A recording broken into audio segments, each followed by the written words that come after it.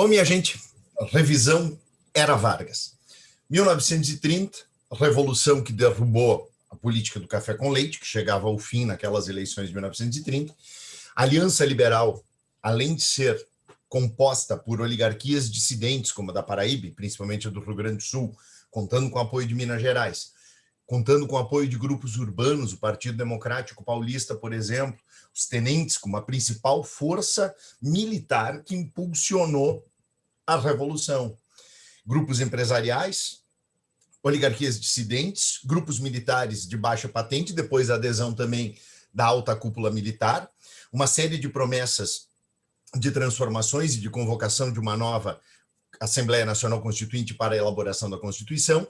E aí nós temos, já num primeiro momento, o fato de haver diversos grupos componentes, mas nenhum deles hegemônico, ser um fator fundamental para que o Vargas se impusesse, não só como chefe dessa revolução, mas de maneira autoritária. É sempre bom lembrar, olha aqui, ó, meninada, a prova falou em Era Vargas, vai ter que lembrar que o Vargas, ele é um cara pragmático, ou seja, ele não se prende a ideologias, por mais que as tenha, por mais que desempenhe, por exemplo, um ferrenho anticomunismo, por mais que tivesse simpatia pelos regimes autoritários, sobretudo o fascismo italiano, ele vai acabar entrando na guerra contra o eixo. Então, o Vargas ele é pragmático, as alianças dele são circunstanciais.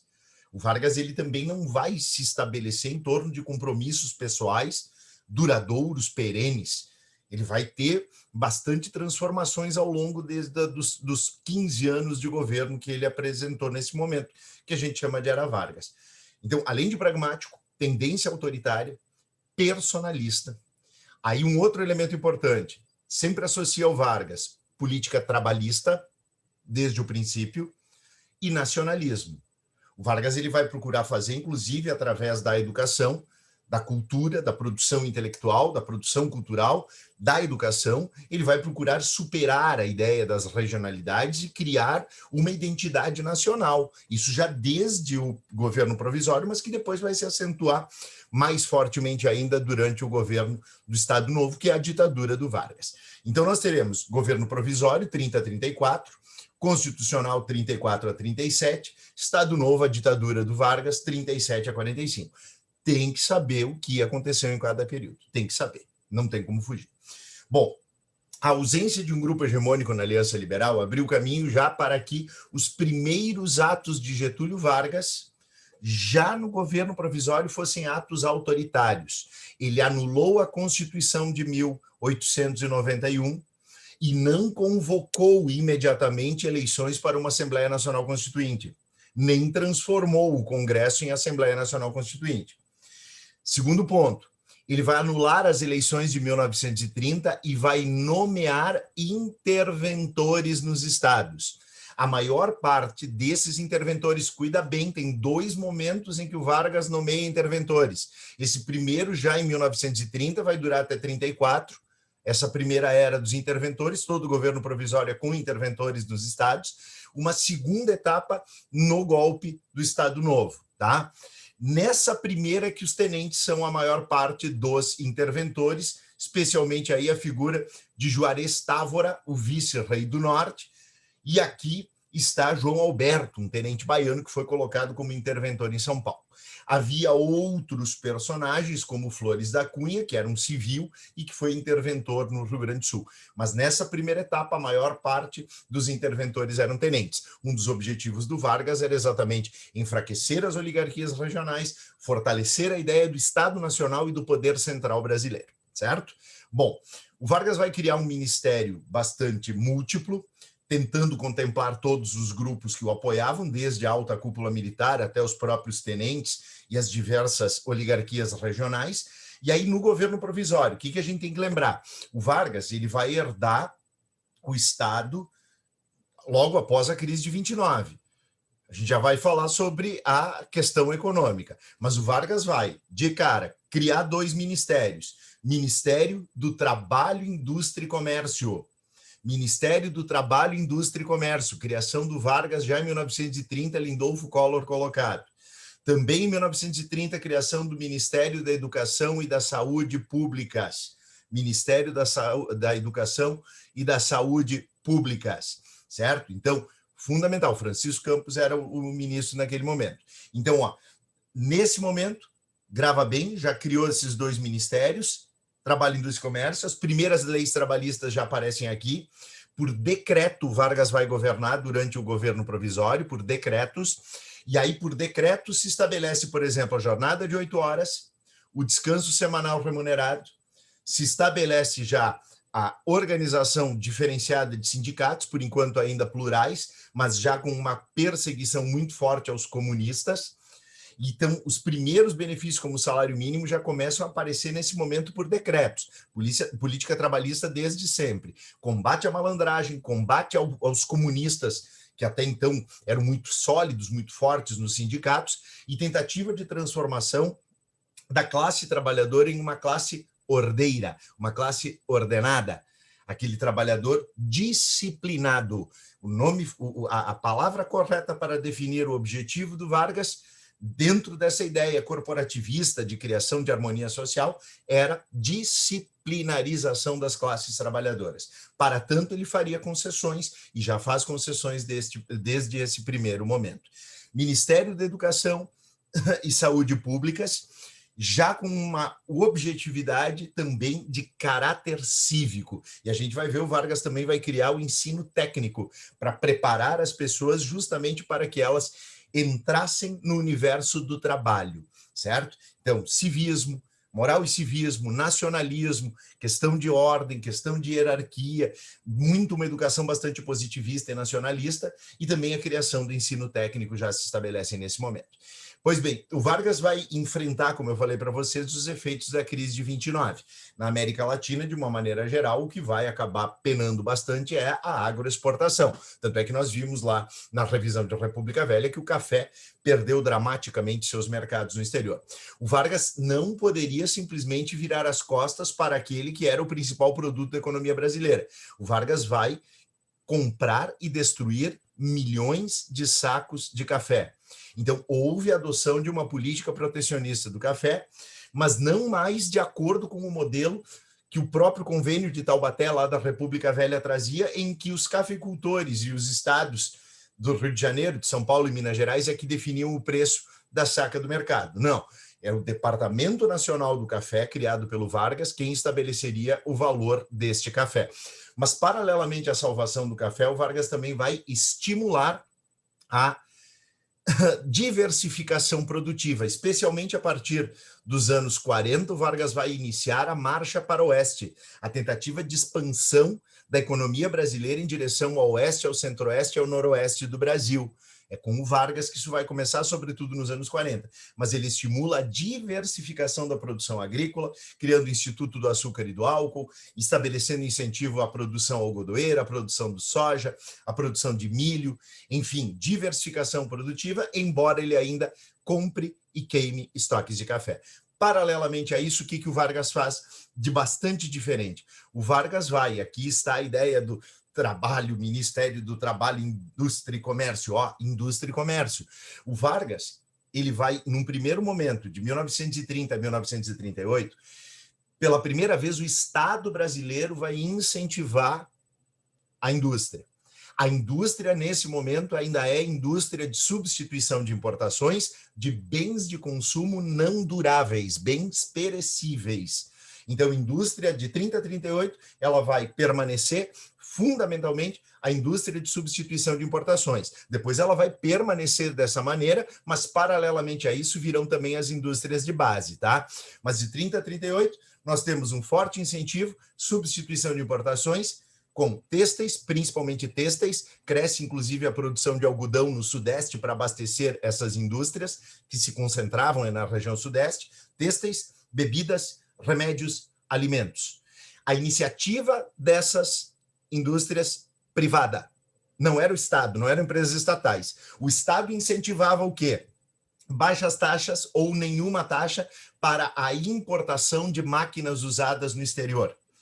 E aí criar taxas elevadas para a importação desses produtos, ou seja, adotar uma política protecionista para garantir a formação de um mercado nacional e incentivar a compra de máquinas usadas para desenvolvimento da indústria brasileira, que era realizada, repito, pela iniciativa privada, certo? Então, a partir dali, o Vargas já vai estruturando suas atividades econômicas.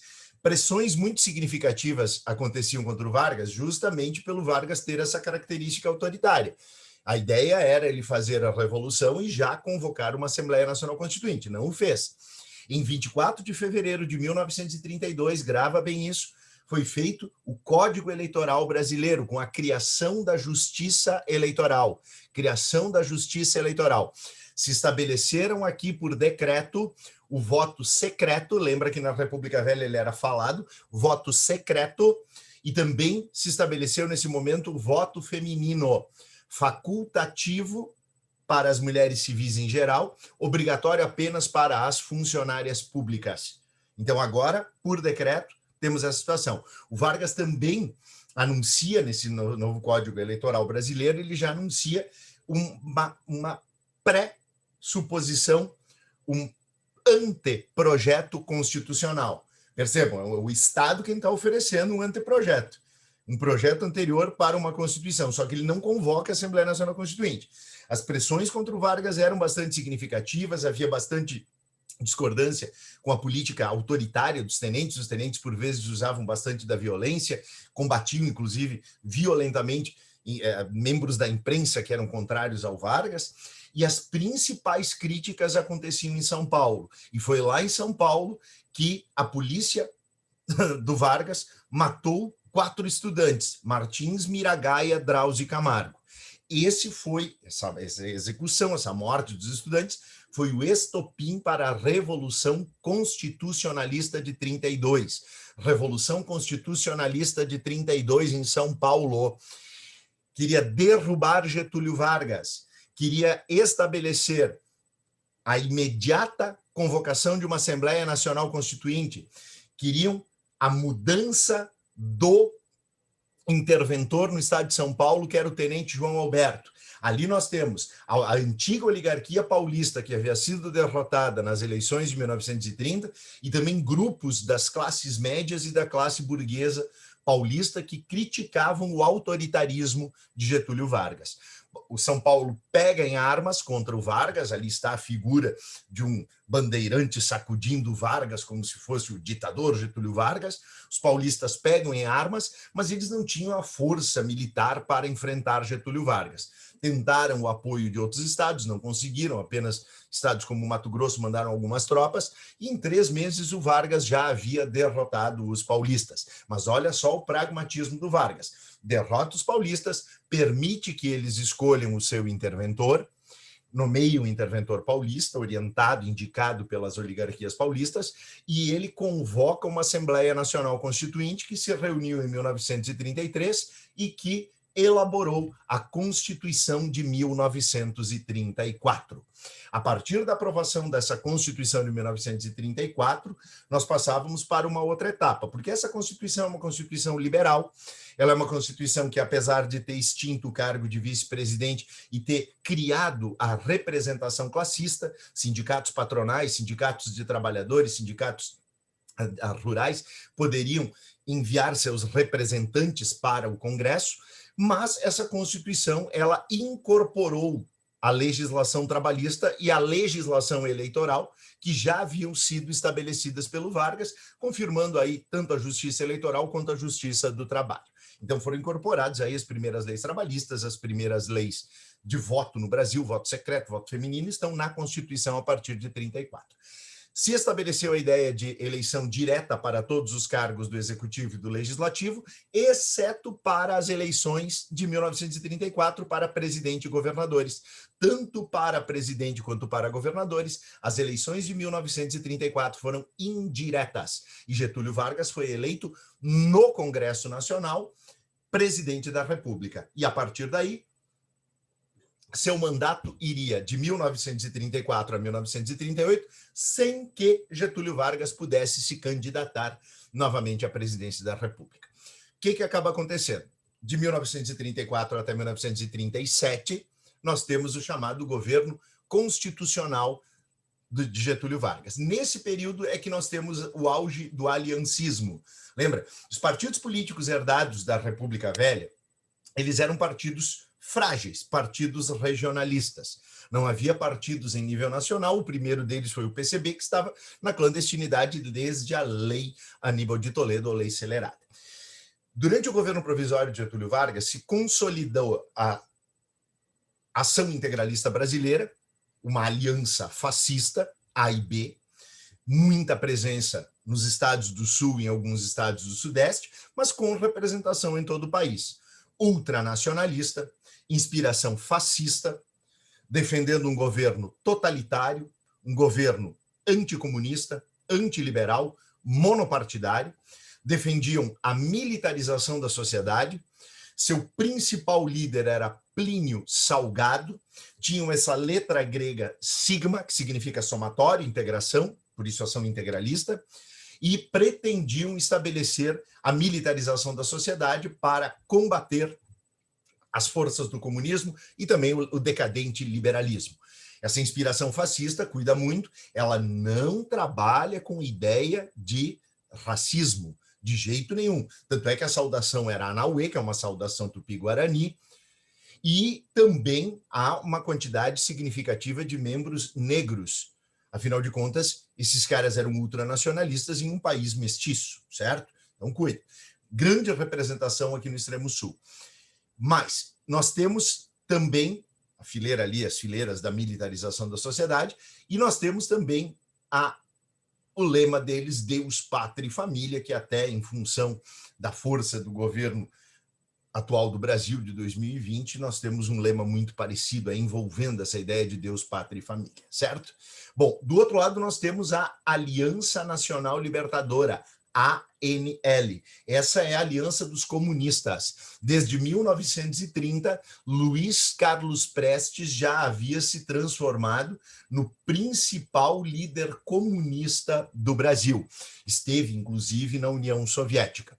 A ANL, Aliança Nacional Libertadora, tinha como seu principal projeto a realização da reforma agrária, o não pagamento da dívida externa, a nacionalização de bancos e empresas estrangeiras, eram antifascistas, antiliberais e anti-Vargas. Reuniam os antigos comunistas do Brasil e tinham muita força junto ao operariado urbano, principalmente, e também a setores mais baixos do Exército. Como houve um crescimento muito significativo da ANL já no ano de 1935, ela só existiu entre março e julho de 1935, em julho o Vargas decretou proibida a existência da ANL, extinguiu a ANL. E isso fez com que os comunistas se mobilizassem e acreditassem que fosse possível uma revolução comunista no Brasil, inclusive com a participação de alguns militantes estrangeiros, como Olga Benário, uma judia nascida na Alemanha, comunista, e que se tornou esposa de Luiz Carlos Prestes, e mais a participação de alguns tradicionais comunistas internacionais. Nós tivemos uma tentativa de revolução comunista que durou 4 dias, entre 23 de novembro e 27 de novembro de 1935. É a chamada intentona comunista. Cuida que vai ter intentona integralista no Estado Novo, que é a segunda parte da nossa aula de revisão de Era Vargas. A intentona comunista se iniciou nos quartéis de Natal, Recife e depois Rio de Janeiro. O Prestes acreditava que iria convocar uma greve geral e haveria uma adesão massiva, tanto de grupos militares muito mais numerosos do que os comunistas imaginavam, e também a mobilização dos trabalhadores, coisa que não aconteceu. Em 4 dias, a tentativa de revolução comunista foi controlada pelas forças governistas e forças legalistas, legalistas no sentido de preservação da lei, tá? E que estabeleceu, a partir dali, a prisão de todas as principais lideranças comunistas do país. Prisão, inclusive morte de vários deles. O Luiz Carlos Prestes foi preso, foi condenado, inclusive, à prisão perpétua. Olga Benário foi presa junto com Luiz Carlos Prestes e foi depois entregue à Gestapo, a polícia política hitlerista grávida que estava de Luiz Carlos Prestes. O filme Olga é maravilhoso. A partir dali, entre 1935 e 1937, houve uma perseguição extraordinária a todas as principais lideranças políticas e intelectuais comunistas do país. Presos, por exemplo, como Graciliano Ramos, que escreveu Memórias do Cárcere. Os comunistas no Brasil haviam murchado totalmente, mas o Vargas tratava de incentivar um temor de que os comunistas estavam sempre fortes. Não era verdade, mas se alimentava naquele momento a ilusão de que os comunistas poderiam sim tentar tomar o poder no país. Já não conseguiriam de maneira alguma. A tentativa revolucionária de 35 fora fracassada rotundamente. Só que Getúlio Vargas criou uma atmosfera propícia para fazer um golpe. Na medida em que não existia a menor possibilidade efetiva de uma revolução comunista no país, foi necessário, em 1937, se inventar algo. Em 38 haveria eleições. Mas os partidários do Vargas, principalmente a alta cúpula militar, com apoio também de empresários, o ministro da Guerra, Góes Monteiro, mais Eurico Gaspar Dutra, Negrão de Lima, Olímpio Mourão, trataram de articular, junto com as lideranças políticas varguistas, um falso golpe. Um falso plano. O plano Cohen. Segundo este plano Cohen, que não existia, foi inventado justamente para legitimar o golpe do Estado Novo, nós tínhamos no plano Cohen, que foi anunciada a descoberta dele via rádio em novembro de 1930 pelo Góes Monteiro, que o governo brasileiro tinha conseguido interpelar e evitar um plano dos comunistas para matar as principais lideranças políticas do país, inclusive Getúlio Vargas, e estabelecer a partir dali uma ditadura comunista no país. Esse plano não existia, foi forjado, mas abalou a opinião pública de tal maneira que a própria opinião pública pressionou o Congresso brasileiro.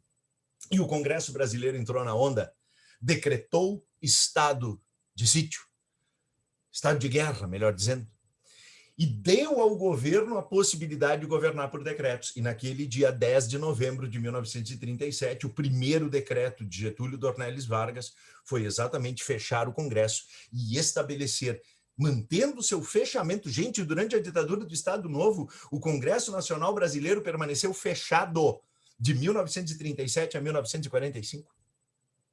E estabeleceu, a partir dali, uma nova Constituição, que será o primeiro tópico que eu falarei para vocês na segunda parte dessa aula.